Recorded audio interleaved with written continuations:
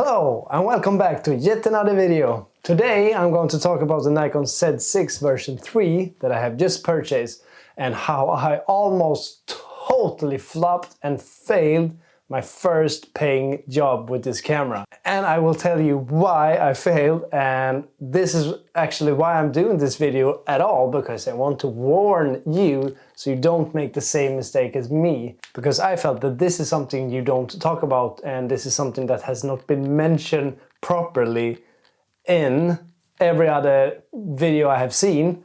But there are still very good videos out there and they are making much more specs about this camera. But I don't want to trash this camera all over, so I want to highlight some things why I think it's very good upgrade from the Z6 version 2 that I also own. So I will aim for the positive, and then I will tell you why I almost flopped and how I tremendously almost failed and did not get paid. So let's dive into it. The first and foremost, I think why it's totally worth an upgrade to the Z6 version 2, and that is you have finally 120 FPS 4K. And that's a tremendous jump going from 1080p 120 FPS with the Nikon Z6 version 2 to just being able to do this finally crispy, cool 120 in 4K. It's my opinion that it's just that is worth an upgrade. And you can also do 6K in 60 frames per second. And that's a tremendous upgrade. When I'm shooting some car commercial, like I did with this Porsche,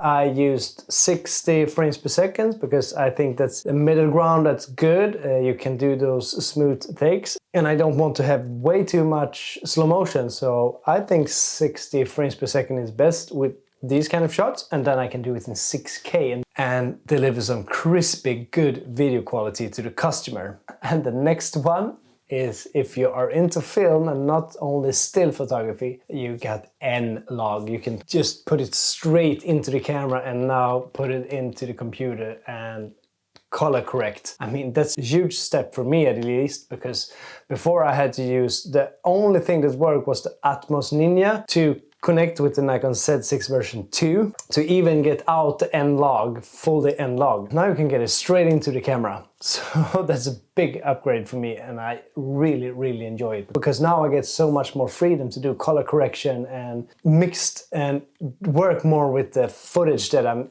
actually getting when I'm filming. And that's particularly good when I'm working towards client. I don't always have to have this big Atmos Ninja connected. Now I can do some simple shots and still get that N-Log. And of course, this is a big thing, I think, and that is the flip screen. You can flip it so you can see yourself, and most of all, what I really love with this flip screen is when you flip it so you can see the screen from below, so you can go really low and take those crispy, beautiful shots, particularly cars, because I love to go low sometimes and aim up to the car. And maybe I want to have a stone or something in the foreground and go really low. And that's extremely helpful, how you can flip the screen and see this angle from below. I really love it.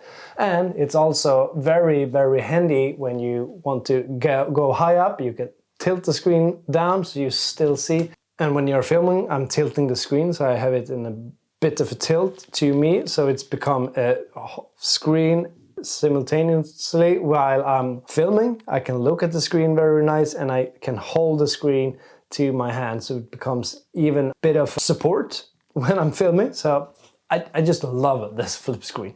It's a great upgrade. And of course, in burst mode, when you could go up to 60 frames per second and just burst out good quality photos, because the autofocus is stunningly good in this. You get most of the photos sharp, and you can do 60 frames per second. It's like you can just burst shoot and get so many shots. So if I do that a few times a day or during a wedding, I might have a few days to just go through all those photos. And you can even go up to 120 120 shots per second. But then of course it's in JPEG and it's cropped, I'm not sure. Anyway, it's in JPEG, so it's not raw, but still you can go to that, and that's crazy. It's starting to be extremely easy to do still photography. Those few things I mentioned now is something I really think is making it really worth to upgrade from the Z6 version 2 to this, the version 3, because you get so much and it's not that much more expensive. You get so much in the camera, so I would highly recommend it. But now I want to mention why I almost flopped and almost totally failed my assignment with a company that I did a shoot for. I was going up to north of Sweden to get those more winters and more snow and stuff, so I could do this commercial shoot. And I had just purchased this camera, so I went into YouTube, as we all do, and tried to learn and see, and I wanted to particularly aim for the N-Log and what video quality I should use. So I listened to a guy that was probably really good. He did not say anything wrong. It sounded like he had really good knowledge about this camera and filming and what you should use. But the problem is when we are sitting like this, like I'm doing right now, I'm thinking that I'm using the program Premiere Pro, but you that's watching, that's not 100% sure that you are using Premiere Pro with this camera.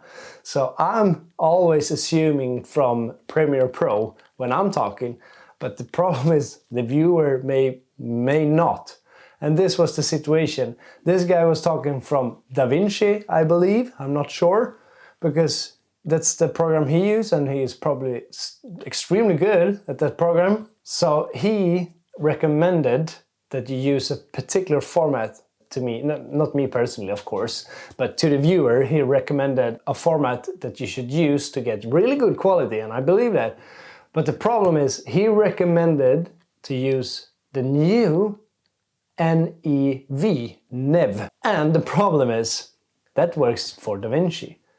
But Premiere Pro don't support that because it's too new kind of a format. It's so brandly new, so Premiere Pro is talking about supporting that, and I'm not sure if even Final Cut still support it. They have talked about supporting it as well, but if they are there now, I'm not sure. So the problem is I'm starting to fill in NEV, and luckily I didn't film it all. I get home and try to, first of all, get it from the camera to the computer. That's the next thing I'm going to talk about, why I had big problem there. So I'm trying to get it from the camera to the computer, and when I finally get it from there to the computer, I realize it doesn't work, it doesn't support it, I can't open it, and I started to Google. Then I understand, okay, this format doesn't work on my program. So that's a downside, that you are not totally aware about that. It's not something they talk about, and I think we should talk more about that. So if you're using Premiere Pro, don't use NEV format when you're using this camera yet. Before you use it, Google if Premiere Pro started to support it. So I almost failed there. And that brings me to the next. And this is something I didn't knew either when I bought the camera, and that is, it's not transferred to two cards. You can only choose between the SD card and the CRF Express card, and I believed that I had put the camera in both, like I can do it with every other camera I have used from Nikon, so I back it up. Nikon Z6 version 3 doesn't support backup yet when it comes to video. It does it in photo, but not video. So I got all the footage on CRF card, and I didn't have a CRF Express reader, so then I had to start to try to plug it into the computer, which was a big problem, because that brings me to the last thing I don't like about this camera that almost ruined my whole shot and my whole workflow, and that is the camera has big problem connecting to computer. I used an USB-C cable that I had bring with me. It did not work. The only cable that worked was this one, and this cable came with the camera. It's a regular USB-C, I'm not sure why. That's the only cable that worked, but I still couldn't transfer the footage. So I was stuck. I did not know what to do, but I finally somehow could download all the footage to my SD card, so I could back it up in the camera. You can do that. And then I could take out the SD card and put it in the computer, or I took out the CRF Express and put it in my Nikon Z6 version 2 and then transferred everything from there into the computer. So I found a way, but it was really stressful. Those three things I think is very, very important to know before you purchase the Nikon Z6 version 3. You can't use NEV format in a video if you're using Premiere Pro.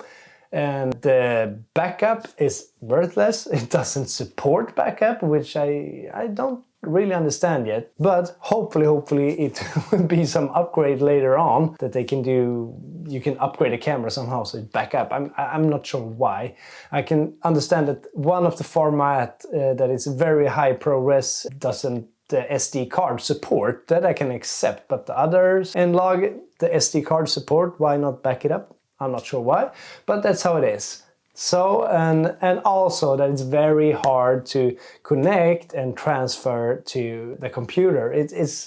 I googled it and read about it, and it's some issue that many other people has had as well. So it's a bit hard and a bit tricky. Sometimes it works, sometimes it doesn't. So I feel that it's not too reliable when it comes to particularly that. But aside from that, I think this camera is really worth the purchase. As I mentioned before, all the positive things why I think it's worth an upgrade. I wouldn't hesitate to upgrade to this camera unless you don't have the money and lenses to go for a Z8 maybe. Then you get more for the money, but then you also have to pay a lot more. This camera is a middle ground that makes you able to do really professional work without spending a lot of money on particularly the camera. So this is it from this video, and I hope I see you in the next one, and I hope I got to warn some of you out there so you don't do the same mistake as me, and hopefully you purchase this camera and you will be amazed. So until next time, keep on shooting and capture those amazing moments. See ya!